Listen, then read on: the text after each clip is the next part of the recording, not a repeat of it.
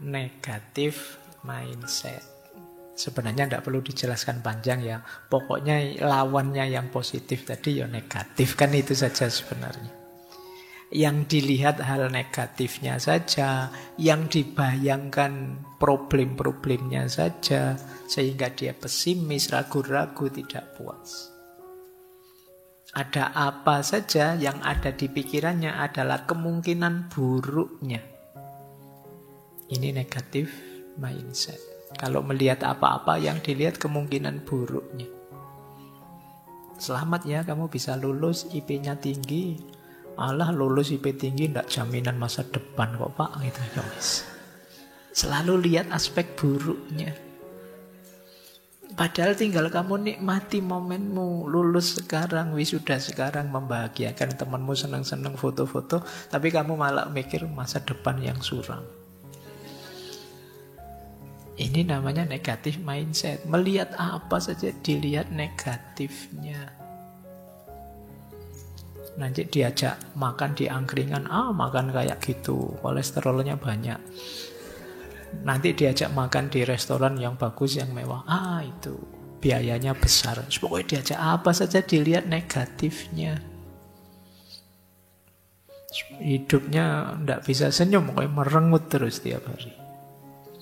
Ini orang yang negatif mindsetnya. Selalu lihat opsi negatifnya. Sisi negatifnya. Yuk jadi hidup kita jadi berat. Yuk hidup ini sebenarnya tergantung cara pandang kita. Dan memang bisa positif, bisa negatif. Tapi orang negatif hanya lihat negatifnya saja. Dan akan sangat berat untuk hidupnya. Dia akan gelisah terus. Oke. Cirinya apa? Negatif mindset. Nah, ini lawannya tadi ya. Lawannya positif mindset. Ciri pertama pesimis. Jadi pesimis itu akhirnya tidak percaya diri, terus ragu-ragu pada dirinya sendiri. Sudah, ini nanti jadi kuncinya sudah. Kebalikan dari yang positif tadi. Ciri ketiga, catastrophizing. Jadi catastrophizing itu cenderung senangannya melebih-lebihkan. Jadi mudah panik oleh hal-hal kecil karena bayangan efek besar. Jadi pusing sedikit, jangan-jangan stroke ini ya, kolesterolku berapa ya? Ini katastrofe. Jadi pikirannya senengannya melebih-lebihkan apa-apa. Sebenarnya sederhana, tapi kamu anggapnya seolah-olah ini bahaya besar ini. Sekedar satu mata kuliah nilaimu ada yang misalnya, wah ini mesti masa depanku hancur ini gara-gara satu nilai ini. Alah, wong cuma satu mata kuliah saja lah. Diulang kan bisa, tapi kamu anggap itu bencana hebat, seolah-olah hidupmu sudah selesai gara-gara itu. Wong masih pacar saja putus, kamu kok sesedih itu sih? Ya sedih, enggak apa-apa, tapi enggak sampai segitunya lah. Hidup saya gelap sekarang Pak, enggak ada sandarannya, enggak ada. Allah, nyari sandaran yang lain banyak. Tapi seolah-olah hancur hidupmu. Ini catastrophizing. Senengannya melebih-lebihkan. Oke, baik, kita lanjutkan ya. Iya sih memang ada masalah, tapi kan kecil saja itu masalahnya. Nggak sampai sebesar itu. Jangan sampai membuat kita ketakutan. Kemudian ada blaming mentality dan victim mentality. Mentalitas menyalahkan atau mentalitas jadi korban. Ini sederhananya, ini biasanya nyari kambing hitam. Kalau ada masalah nuding kiri, nuding kanan. Pokoknya masalah itu selalu di luar diri saya. Saya ini hanya korban. Selalu begitu mikir. Itu namanya blaming mentality and victim mentality. Orang-orang itu loh yang mengacaukan negara. Saya sekarang yang susah yang itu. Jadi selalu nuding. Seolah-olah saya sangat baik, sangat bersih, sangat bagus. Mereka itu yang sangat rusak, sangat gelap, sangat hitam. Jadi ya bukan berarti mereka benar dan bukan berarti kita salah total. Enggak. Pasti ada share-nya kok. Kalau memang situasinya negatif, kita punya andil juga. Mereka juga punya andil dan lain sebagainya. Tapi efeknya blaming and victim mentality itu orangnya jadi tidak mau introspeksi.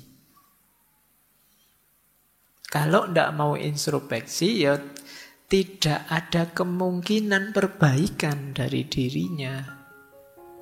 Sementara kita tahu manusia itu tidak ada yang sempurna. Selalu ada kurangnya.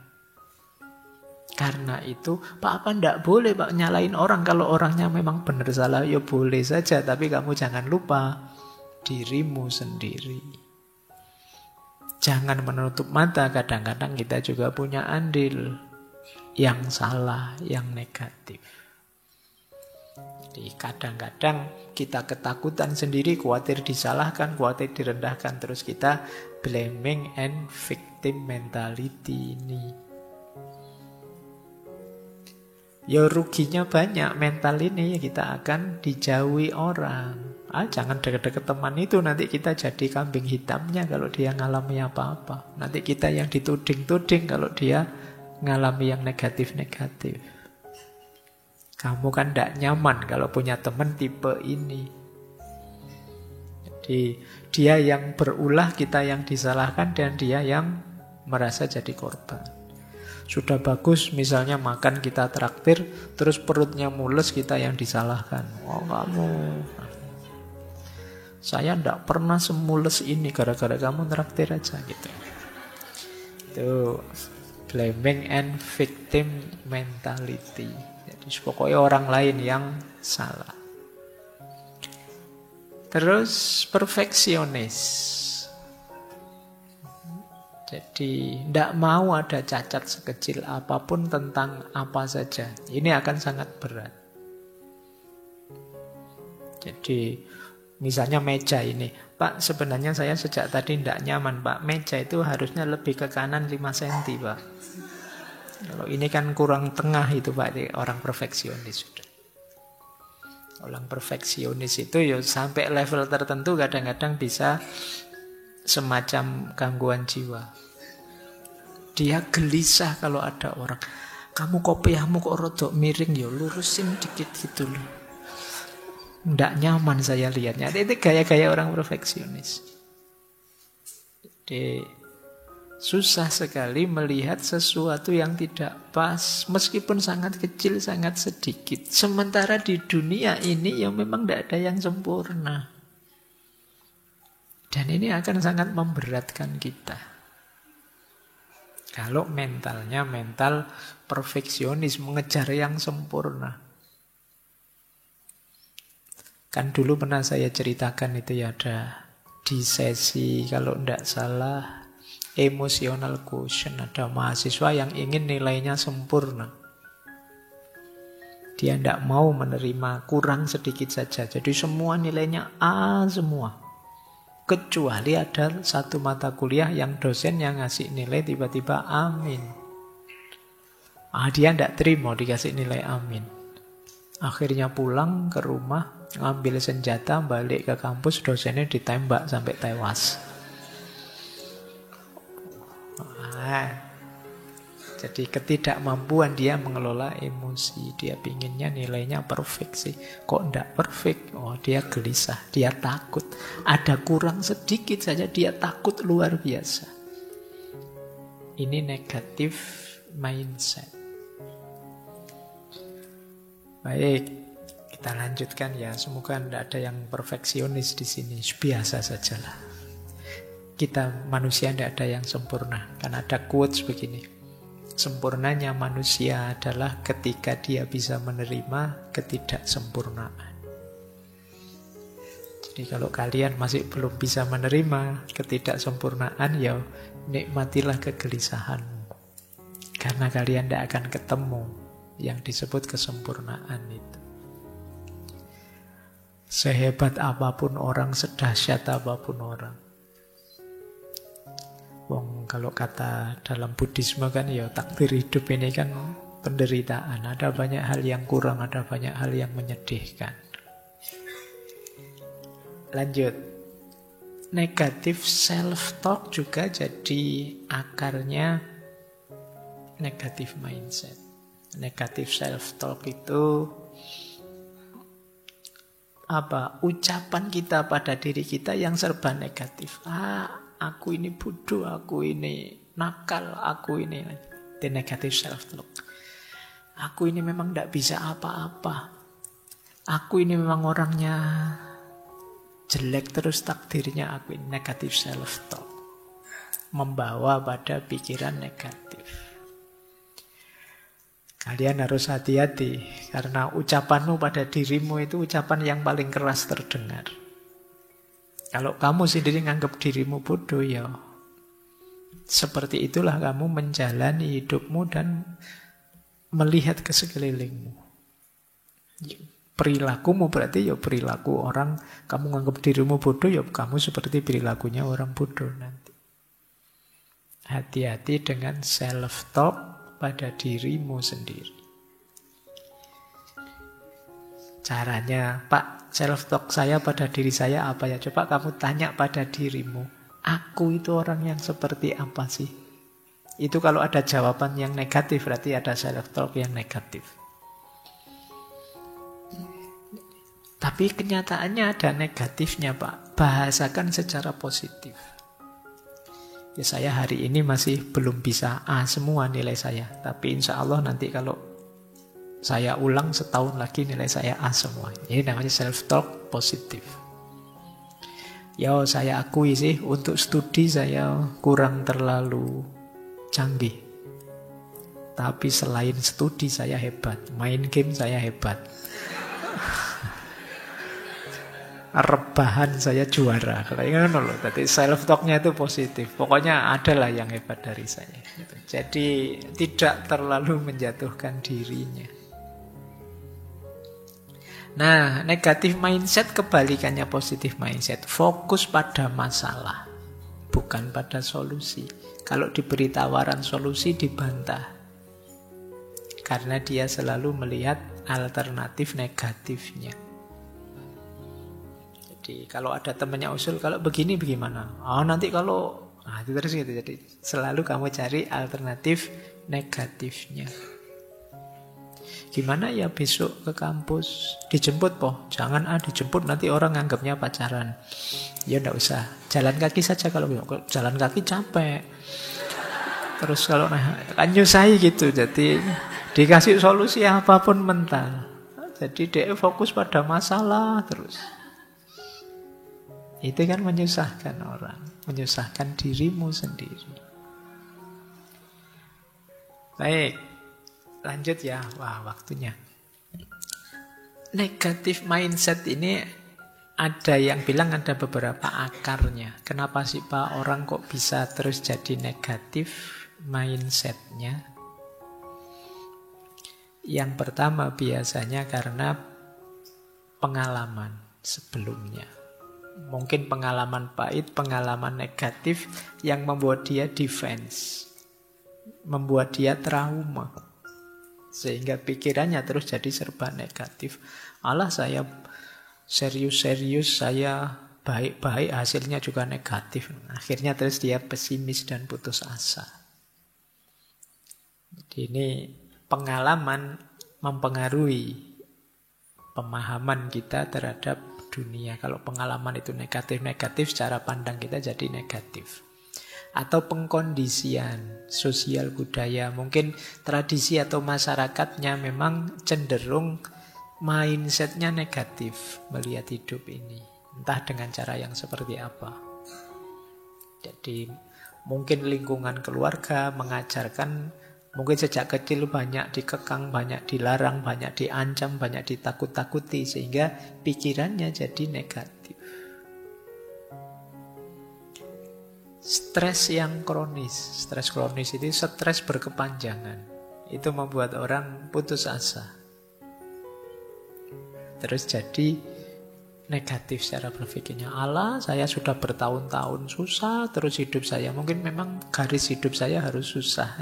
Ini cara pandangnya jadi negatif. Mungkin takdir saya memang Allah itu ingin saya jadi contohnya orang-orang susah. Nah, itu. Nah, ya, saya kebagian yang itu mungkin. Ya ini terus jadi mindsetnya negatif. Karena dia mengalami stres berkepanjangan. Lagi-lagi perfeksionisme tadi jadi akarnya. Terus bias kognitif. Bias kognitif itu ada pembelokan dalam berpikir. Biasanya 3 hal negatif mindset itu bias kognitifnya. Yang pertama bias konfirmasi. Bias konfirmasi itu berpikir hanya milih yang negatif-negatif saja. Ada positifnya, ada negatifnya. Tapi dia mengkonfirmasi yang negatif saja karena mindsetnya negatif. Misalnya benci sama orang, orang ini kan biasanya ada baiknya, ada jeleknya. Tapi dia milih jeleknya saja atau milih baiknya saja. Ini namanya bias konfirmasi. Mencocokkan dengan kacamatanya dia sebelumnya. Ini sering jadi negatif mindset itu dia mau yang dia konfirmasi yang negatif terus. Sehingga dia tambah negatif secara berpikirnya. Ada orang yang berpikirnya hitam putih. Kalau tidak baik, yang buruk. Karena sudah bias konfirmasi mikirnya hitam putih, ya akhirnya ketemunya hitam terus. Jadi mikirnya selalu ini baik, ini buruk. Tidak ada kok. Ini sebenarnya baik sih tapi ada buruknya juga. Ini buruk sih tapi dikit-dikit ada baiknya juga. Nah, itu hidup itu biasanya begitu, tidak ada yang total perfect. Tapi kita sering lebih hitam putih. Atau generalisasi berlebihan. Kayak tadi, wah saya tidak lulus ujian ini, masa depan saya hancur ini. Ini berlebihan generalisasinya. Kalau cuma studi saya gagal bisa sih masuk akal. Tapi kalau hidupmu hancur total, tidak lah. Itu namanya generalisasinya keterlaluan, berlebihan. Ini membuat kita negatif. Lanjut ya. Nah, ini tips saja, trik saja mengembangkan positif mindset dan mengatasi negatif mindset. Gimana Pak caranya biar saya bisa lebih positif, terhindar dari pikiran yang negatif, mindset yang negatif? Yang pertama, mari fokus pada kelebihan dan capaian-capaian. Terus kita bersyukur. Ini akan membuat kita positif. Saya bilang tadi, tidak mungkin kalau hidup kita negatif semua, minus semua. Pasti ada plusnya. Pasti ada anugerahnya. Minimal kita masih sehat, seperti saya bilang tadi. Minimal kita masih bernafas. Minimal kita masih punya banyak teman. Dan lain sebagainya. Pasti ada. Tidak ada Pak, ya kamu kurang jeli, mungkin kamu bias konfirmasi tadi. Kalau kamu mau lebih objektif, lebih luas melihatnya, pasti banyak kok yang bisa disyukuri. Sepahit apapun, segelap apapun hidup kita. Yang kedua, tantanglah pikiran-pikiran negatif. Menantang itu maksudnya coba kamu tantang. Apa sih seandainya itu beneran terus efeknya apa? Itu menantang pikiran negatif. Kamu kok tidak bisa sepak bola ya misalnya. Jadi kamu tadi insecure, temanmu pintar sepak bola semua. Kalau kamu tantang itu, seandainya memang saya tidak bisa sepak bola kan tidak apa-apa toh. Apa memang harus bisa? Ini namanya nantang. Kamu kok ngajinya belum lancar gitu? Ngaji belum lancar itu kan urusan keseriusan belajar. Kalau saya belajar serius kan besok insya Allah bisa kan? Ya bisa. Jadi tantang terus. Jangan biarkan merajalela di kepalamu. Kamu sampai usia sekian kok belum punya pasangan. Tantang pikiran itu. Apa pentingnya punya pasangan sekarang misalnya? Iya. Jadi tantangan terus. Kadang-kadang overthinkingmu itu bisa membunuhmu. Kamu tantang pikiran yang bulat itu, ruwet itu. Seandainya memang begitu, mau apa? Seandainya memang seperti ini, tidak apa-apa toh, manusiawi toh, kamu gitu ya. Pikiran-pikiran negatif. Biasa saja toh. Toh kalau memang mau saya bisa bangkit kok. Bisa kok saya kalau sekedar itu saja. Jadi tantang hidupmu begitu. Jangan biarkan kamu dipenjara terus oleh pikiran-pikiran negatifmu. Yang ketiga, untuk meminimalisir biar tidak ketemu pengalaman-pengalaman negatif traumatik, tetapkan harapan yang realistis saja. Keinginanmu jangan keduvuran, jangan terlalu tinggi. Saya itu Pak cita-citanya bisa menikah dengan artis drama Korea yang itu misalnya. Keduren terlalu jauh, ruangnya berbeda sudah. Daripada kamu stres tanpa alasan, lebih baik harapkanlah yang realistis saja. Yang terjangkau saja, lebih aman, lebih nyaman. Meskipun saya kuliahnya di UIN Pak, jurusan tafsir, tetap saya pengen jadi dokter Pak. Oh, ya. Ya enggak nyambung. Nanti kamu stres loh. Jadi dukun mungkin agak bisa.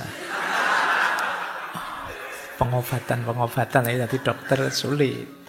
Nah kayak gini ya untuk harapan yang realistis. Menghindari tadi loh kamu pengalaman-pengalaman traumatik, kekecewaan. Kemudian cari circle yang positif. Hati-hati dengan circle, kadang-kadang ya dia yang bikin takut-takut. Ayo, kamu ngalami itu, sebentar lagi mesti kamu tambah ngeri akhirnya. Bahaya loh kamu begitu itu, kamu tambah ngeri kan. Hati-hati dengan circlemu. Kadang-kadang circlemu yang bikin sesuatu jadi tambah negatif. Maka cari circle yang positif. Kemudian bikin afirmasi self-talk yang positif. Jadi saya bisa kok, saya mampu kok. Kalau belajar mungkin tidak lama, 2-3 bulan pasti saya kuasai itu. Paling lama 1 semester saya pasti sudah. Itu namanya self-talk positif. Kemarin-kemarin memang saya belum bisa, tapi pada saatnya saya bisa. Sebenarnya saya punya banyak bakat terpendam sih. Ya karena terpendam saja jadi belum kelihatan sekarang. Nah yuk bikin self-talk yang positif tentang diri kita. Karena kadang-kadang musuh besar kita adalah diri kita sendiri. Karena yang tahu rahasia jelek-jelek sampai detail tentang diri kita kan diri kita. Makanya kadang-kadang yang memberi kalimat-kalimat pedes pada diri kita itu banyaknya diri kita sendiri. Mungkin teman-teman ada yang sering, bodoh banget aku ini, jelek banget aku ini. Mungkin sering ada yang sering begitu. Itu kalau temanmu yang bilang gitu kan sudah kamu lawan, kamu jotosi itu. Tapi karena kamu sendiri yang bilang padamu, tidak ada efeknya. Jadi ayo self-talk yang positif.